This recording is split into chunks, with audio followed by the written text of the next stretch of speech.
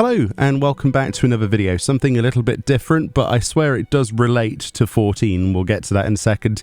At the weekend, I was privileged enough to have, purchased the pre-order of Diablo 4, which is something I wouldn't suggest doing. Don't pre-order games, wait for, the actual proper open beta. But if you did pre-order the game, you had access to this early access quote-unquote open beta that's not kind of open. Anyway, it was a monetized incentive for you to play the game early, and I had quite a lot of fun. Short story short, basically, but a little bit longer and more in depth into that. The reason I wanted to make a video today is just to share my thoughts on what I thought about Diablo 4, whether or not I will be wanting to play this when it comes out, which is I think on the 6th month, so we're a long way off from that. Another 3 months basically to wait for the official launch of Diablo 4, and also what I thought about what 14 could learn from this as well.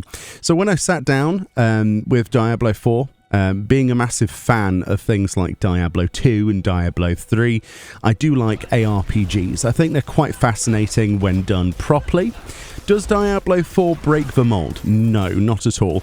I feel that it's more of the same if you've played Diablo 2 and Diablo 3.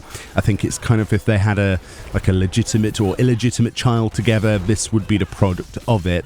There are elements of 3 and there are lots of elements of 2. So if that's the kind of thing that interests you, then obviously you will have already probably pre-ordered this or wanting to play this, and you're probably looking for a video like this in the first place. What did I think about it overall? It doesn't break the mold. It certainly doesn't break the mold in terms of ARPGs either. It's quite, I would say, mid-tier, to put it mildly. Does that make it a bad game? Absolutely not. In a day and age where we're oversaturated with experiences, especially when genres like ARPGs are so incredibly advanced and progressed beyond the limits of just Diablo, we have things like Lost Ark, which unfortunately I don't agree with its payment methods and its monetization. We have things like Path of Exile, which is absolutely fantastic and, is controversial in its own way to some people, but, the genre has moved on quite a lot since the days of there just being 1 or 2 games in it. So Diablo 4 being more of the same doesn't necessarily stand up as like, oh look, this is something to get really excited for.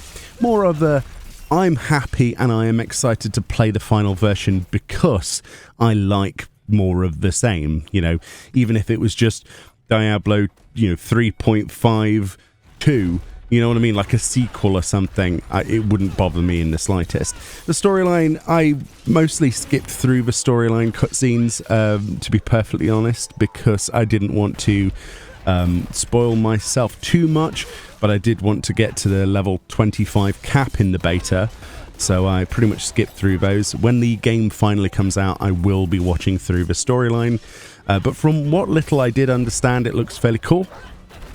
The cutscenes, obviously, Blizzard Entertainment, quite used to seeing very high-class AAA kind of high-budget cinematics, and obviously this did not, this definitely did not let me down in that regard. And honestly, it was a pretty great weekend. Things that I would like to take from it, though. Now, Diablo has always had like a really interesting take on things, and Blizzard Entertainment has always had this ability to sap ideas from other places and reform them and make them unique in their own way. And recycling ideas is never a bad idea. 14, for example, Final Fantasy 14 has done the same with World of Warcraft, and Yoshi P has said many occasions that Diablo and World of Warcraft and Blizzard games are a huge inspiration for what the bar was, or at least what it used to be set at prior to the expansion of so many other influential titles and IPs, studios and talented devs out there, especially the artwork as well. Balancing is going to be a huge factor that they're going to have to take on board after this beta weekend, and they're going to have to process that internally and realize that they're going to need to sort of sort things out. But again, this was just a very small sample. Level 25 being the maximum cap for a demo does not really give you enough of an idea of what these classes, 3 of which we had the choice of playing, by the way, which were Rogue, Sorcerer, and Barbarian. I played Barbarian, and honestly, I think it's too early to really comment on the classes themselves beyond what little experience I can tell you. It was still exciting to get legendary items and base builds around certain affixes and things like that. For example, one of the things that I ended up using was a basically permanent jumping cooldown reduction, shockwave forming DPS. It was very strange. Basically, I could leap 3 or 4 times in a row consecutively using cooldown skills, and also there were quite a lot of legendaries that enhanced leap skills and, you know, ground pound and stuff like that. So it was a bit fun, honestly. I did play around with other builds as well, and I know that people who were more lucky than me with some of the other drops built around Thorns. Thorns is always a great thing, you know, lifesteal, basically, that kind of thing. And there were lots of people doing Whirlwind builds and stuff like that. It's typical Diablo. If you like making a character around whatever you get and changing your builds, and you find that exciting, you're going to be quite pleasantly, you know, surprised and you know, satisfied, I think, by this game, especially considering we had such a small slice of that level pool, of course, and only Act 1 of however many acts the game actually is.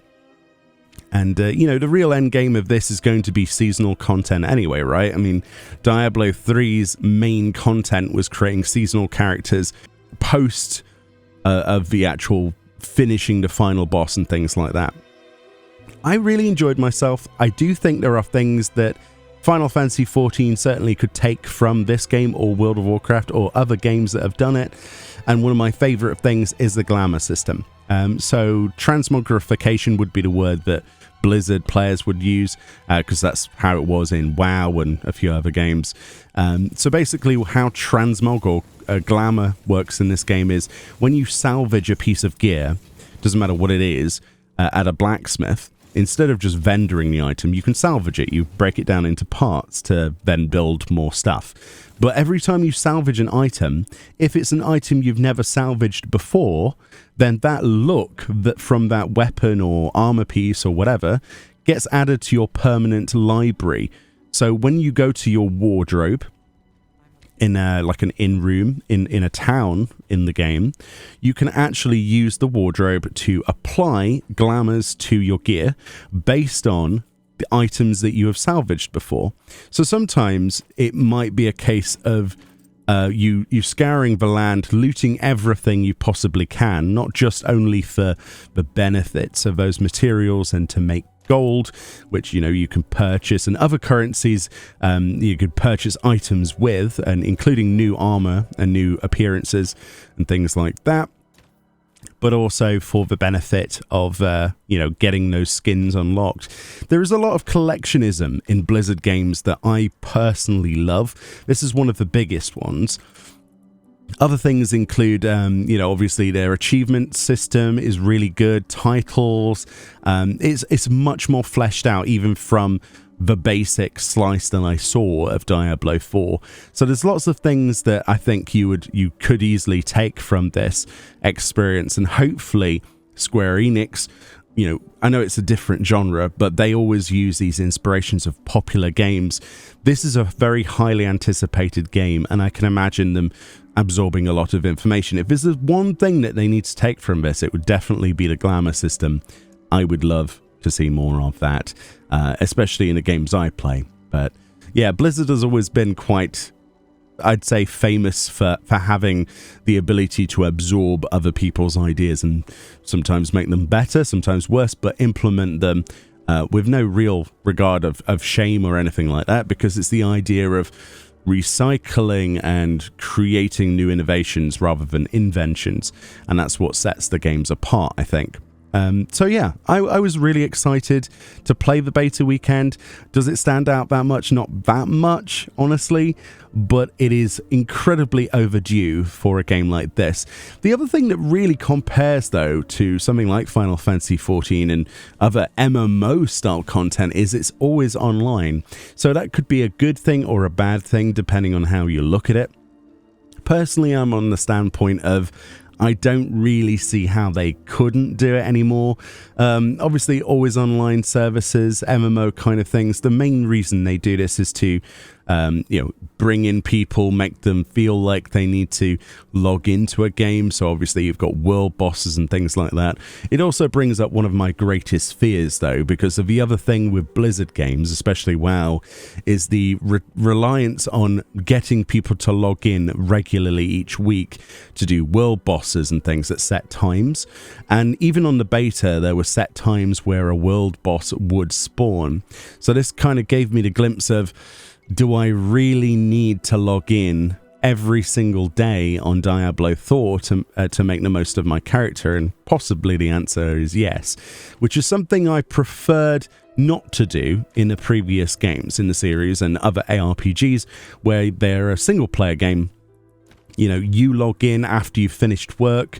You can do a bit of grinding, do a few dungeons on whatever torment level you're doing, and then you can turn off the game and you're not restricted to that time. So I think that it's an interesting decision, and it's not one that I will necessarily gravitate towards, considering how much time I dedicate to Final Fantasy and other games, right? I don't need another thing to have to do in my daily routine. But what I did play of the normal side of things is very good. It's got drop in, drop out, cooperative.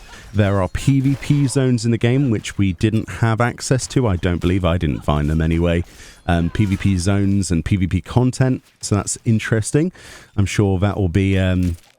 It'll be interesting to see how the pay-to-win situation goes with that and what the store will be like, because we didn't get to see that.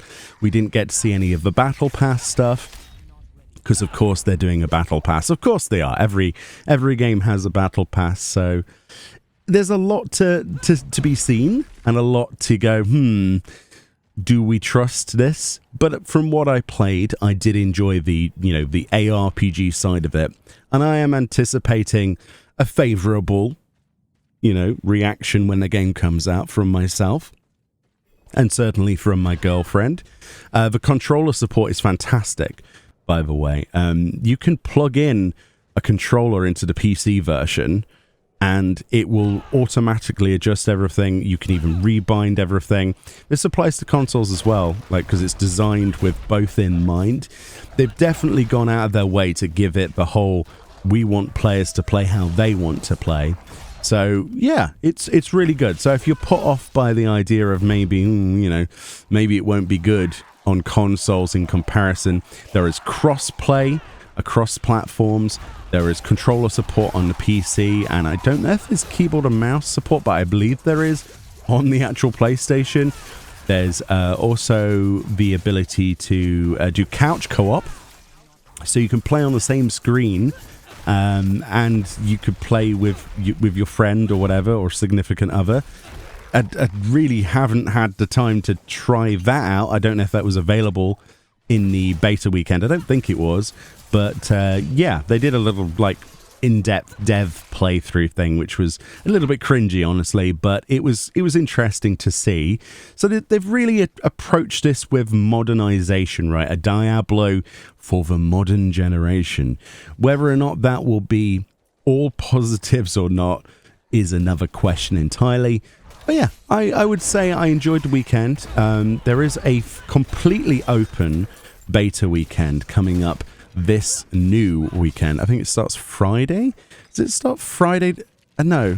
Is it? Yeah, I think it might be the 24th to the 27th, I think, from Friday onwards. I need to... I'll just put it on screen in case I forget to actually put annotations, but there we go. Definitely try it out, right? You've got no reason not to.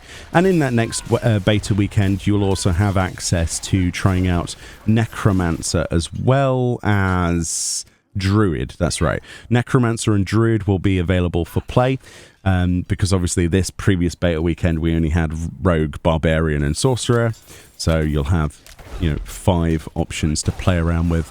I will say, though, currently Sorcerer is my go-to advice for people who want to have a really easy time.